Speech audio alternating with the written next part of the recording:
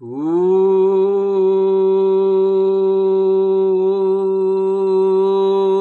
राजाधिराज सद्गुरुनाथ श्री कार सिद्धेश्वर महाराज की जय।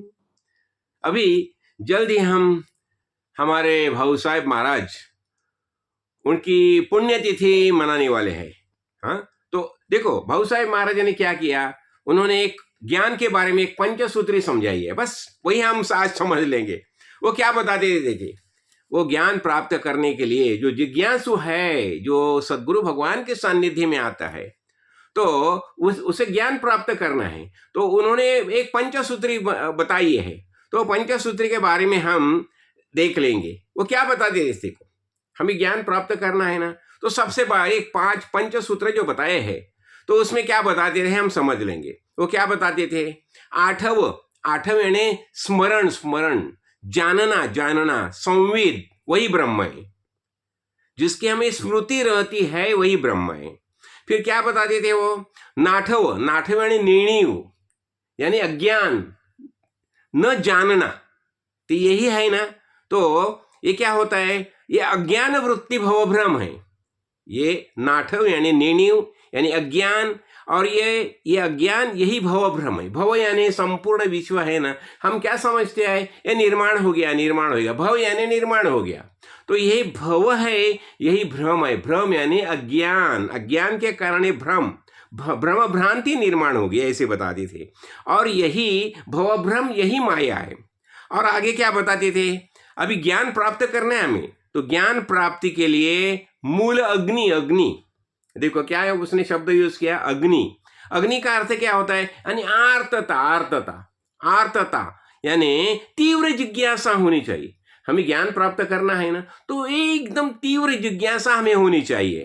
हाँ, और ये तीव्र जिज्ञासा यानी मुमुक्षुत्व, वो समझने की जिज्ञासा है। यही वो बताते हैं, ज्ञान प्राप्ति का मूल है अग्नि। देखो अग्नि की उपमा दी है उसने। फिर आगे क्या बताते हैं, ये पंच विषय है ना, पंच विषय के बारे में ये विरक्ति होना ही चाहिए। देखो पंच विषय के बारे में विरक्ति के बिना भक्ति का निर्माण होना असंभव है।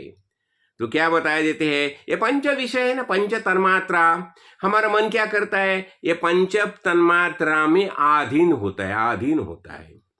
और ये पंच तन्मात्रा के माध्यम से उसे लगता है कि मैं सुख अनुभव कर रहा हूं, लेकिन वास्तव में वो सुख नहीं होता, वो खाली सुख का भ्रम होता है। तो ये क्या बताते हैं, ये पंच विषय है, तो विषय से हमें निवृत्त होना ही चाहिए। क्यों, ये विषय क्या, अज्ञान है। तो ये विषय में हमारा मन जो मशगूल होता है, रत होता है, तो हमें उसे हटाना चाहिए, यानी हमें विरक्त होना चाहिए। विरक्ति, देखो विरक्ति के बिना हम ज्ञान मार्ग में एक कदम भी नहीं उठा सकते, इसलिए हमें विरक्त होना ही चाहिए। और विरक्ति जो है ये सन्यासी का मूल धर्म है। सन्यासी यानी षडन्यास, हमें सन्यासी होना चाहिए, विरक्त होना ही चाहिए।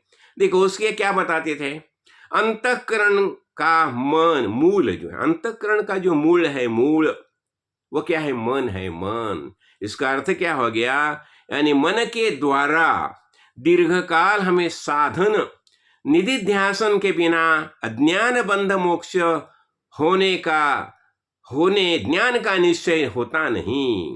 क्या बताया ने, अंतःकरण, ये अंतःकरण जो है ना, ये मूल क्या है, मन यानी मन जो है, जहां पहला जो विचार निर्माण होगा वही अंतःकरण है, और ये अंतःकरण का मूल है मन। इसलिए हमें क्या करना चाहिए, ये मन से हमें दीर्घकाल निधिध्यासन करना चाहिए। श्रवण, मनन, निधिध्यासन, ये हमारा होना ही चाहिए। ये 5 बातें उन्होंने बड़े चाव से समझाई है, तो हमारा यही निश्चय होना चाहिए। तो आज अभी देखो उनका ये माघ महीने की जो तृतीया है ना, शुद्ध तृतीया, वही उनका पुण्यतिथि का दिन है।